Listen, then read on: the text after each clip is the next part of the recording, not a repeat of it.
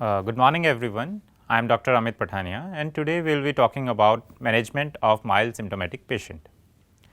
We will be discussing about the case definition as per WHO, how do we assess severity of illness and management of mild symptomatic cases. According to WHO case definition, they are classified into possible, probable and confirmed case depending upon clinical, diagnostic imaging, lab and epidemiological criteria. Clinical criteria: any person with at least one of the following symptoms: cough, fever, shortness of breath or sudden onset of anosmia, aguesia or dysgeusia. Diagnostic imaging criteria: radiological evidence showing lesions compatible with COVID-19. Lab criteria: detection of SARS-CoV-2 nucleic acid in a clinical specimen. Epidemiological criteria: at least one of the following two epidemiological links should be there: close contact with a confirmed COVID-19 case in the 14 days prior to onset of symptom, or having been a resident or a staff member in the 14 days prior to onset of symptom in a residential institution for vulnerable people where ongoing COVID-19 transmission has been confirmed. So, based on these, possible case is the one who meet the clinical criteria. Probable case is the one who any person meeting the clinical criteria with an epidemiological link or any person meeting the diagnostic imaging criteria. And the confirmed case is the one any person meeting the lab criteria, that is COVID positive. Symptoms of mild disease: children may present with influenza-like illness, but they do not have respiratory difficulty in the form of rapid respiratory rates, chest indrawing or hypoxia. Cutoff for rapid respiratory rates, fast breathing, are less than 2 months, it is 60 breaths per minute, 3 to 11 months, 50 breaths per minute, 12 to 16 months, it should be less than 40 breaths per minute, and more than 5 years or more than 60 months, it is 30 breaths per minute. There should be no lower chest indrawing. Oxygen saturation is more than 94% in room air. Some cases may have no fever or have only GI symptoms such as nausea, vomiting, abdominal pain and diarrhea. Physical examination may show congestion of the pharynx, but no auscultatory abnormalities. In mild cases, child is usually cared at home, but sometimes admitted in COVID care facility.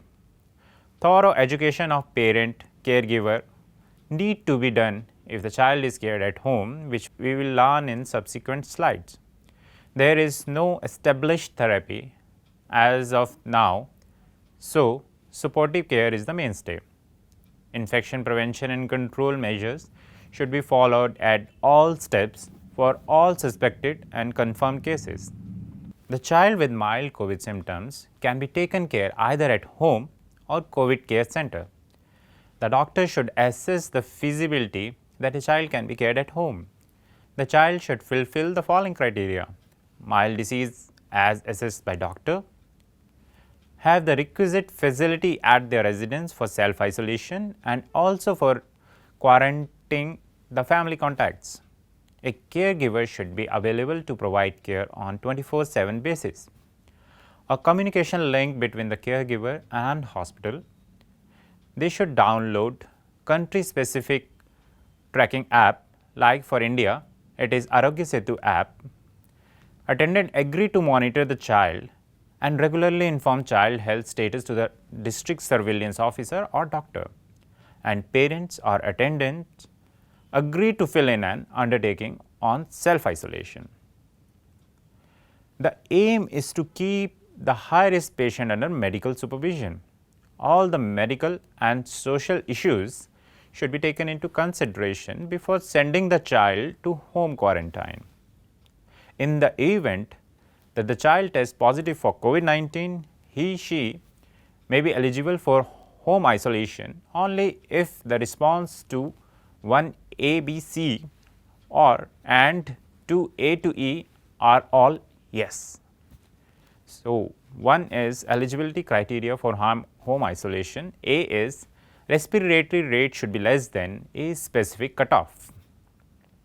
Room air saturation more than 94%, and there should be absence of all of the following high risk features, that is infants, cardiovascular disease including hypertension, diabetes, immunocompromised states, chronic lung, kidney, liver disease, cerebrovascular disease, or if the child is obese. Second is social eligibility criteria for home isolation. So, all should be there, that is 2A is the patient has a requisite facility for isolation at his/her residence and also for quarantining the family contacts. Caregiver is available to provide care on a 24/7 basis. Country specific app should be downloaded on mobile, like for India it is Arogya Setu app, and it should remain active at all times through Bluetooth or Wi-Fi. The patient has agreed to monitor his/her health and regularly inform his/her health status to the home isolation. Patient has filled an undertaking on self-isolation and shall follow home isolation quarantine guidelines. Child should be cared in COVID care facility if home isolation is not feasible, that is small house, overcrowding at home, high risk patients staying at home and inadequate facility. Regular monitoring not possible due to any reason, or if the child has high risk factors, that is immunosuppressed, chronic diseases, they should be admitted in hospital for monitoring and care. All children at home isolations or COVID care facilities or hospital should be cared in a child friendly environment, and parent or attendant may be allowed to take care with proper PPE kits and precautions. Treatment is mainly symptomatic, like for fever we can give paracetamol at the doses of 10 to 15 mg per kg per dose and may be repeated whenever required. NSAID should be avoided, although there is no evidence against these as of now, but they should not be used. There is no role of cough suppressants. If throat irritation is there, then warm saline gargling may be done thrice a day. Honey is a throat soother. At present, antibiotics are not indicated. Emphasis should be given on proper nutrition. Citrus fruit should be taken. Junk, spicy and fried food should be avoided. Plenty of warm fluid should be taken. Hydration should be maintained at all times. Rest and deep breathing exercise should be done, especially pranayams. Room temperature should be ambient. Though there is a lot of literature on various medication having benefit in COVID treatment, but as of now, no single drug cures the disease. I repeat, no single drug cures the disease. Various drug studies are chloroquine, hydroxychloroquine, ivermectin, antiviral agents like lopinavir, ritonavir, remdesivir, favipiravir, or immunomodulator including tocilizumab, interferon beta, or plasma infusion. Parents or caregivers should be trained to monitor child at home by explaining how to count respiratory rate. They should do at least twice a day and when child is not crying. They should be explained how to look for chest indrawing, nasal flare, to look for bluish discoloration of body, to look for cold extremities and to monitor urine output. They should use oxygen saturation monitoring by handheld pulse oximeter. They should keep monitoring chart and communicate to doctor, and they should know where to go in case of emergency. Danger signs should be explained. Parents should seek help when child develops breathing difficulty, rapid respiratory rate, chest indrawing, nasal flare, bluish discoloration, reduced activity, lethargy, poor feeding, altered sensorium, seizure, or hypoxia, monitored as SpO2 less than 94%. If sent to home, Parent or caregiver should maintain a monitoring chart as shown, or some simpler format can be used. And when the child is in COVID care facility, they should be monitoring by doctors or trained nurse at least twice a day for vitals, heart rate, respiratory rate, temperature, oxygen saturation, development of chest and drawing, intake output, especially reduce or difficulty in feeding or reduce urine output. They should look for lethargy, seizures and general activity of the child.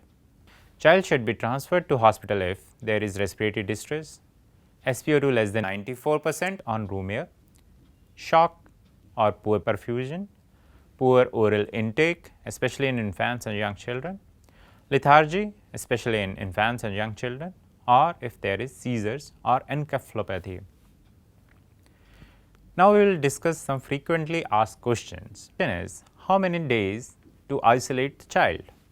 And the answer is, to keep child isolated for at least 10 days of symptoms onset and at least 3 days of afebrile period. Further home isolation for next 7 days with health monitoring at home is also recommended.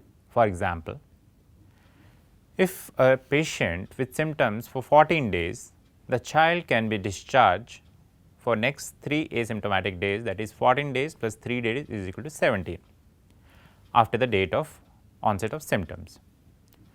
Whether to do repeat tests for COVID? The answer is, if no high risk factors, there is no need to repeat tests to document recovery. What is the risk of transmission of illness from child to other family members? As there may be some risk of transmission, precaution including mask, physical distancing, hand hygiene, isolation should be maintained. Does the child need vaccination after infection? The answer is, as of now, vaccines are not available. It's unclear whether infection provides lifelong immunity or child will be at risk of repeated infection.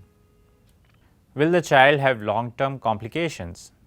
As this is a new condition, long-term complications are difficult to predict. With more studies, guidelines may be developed. When can child be sent to school or play with other children? The answer is, after 14 days of onset of symptom, child become non-infectious, can be sent to school or playing group provided at both places physical distancing norms are followed if the schools have been allowed to open up. So, to summarize, majority of children with COVID infection have mild illness characterized by cold, cough, but no difficulty in respiration, that is respiratory rate less than a specific cutoff. Moderate cases may mimic non-severe pneumonia. These patients can be managed at home with home isolation after assessment, and there is no evidence to suggest beneficial role of antiviral, hydroxychloroquine, tocilizumab or plasma infusion. Thank you.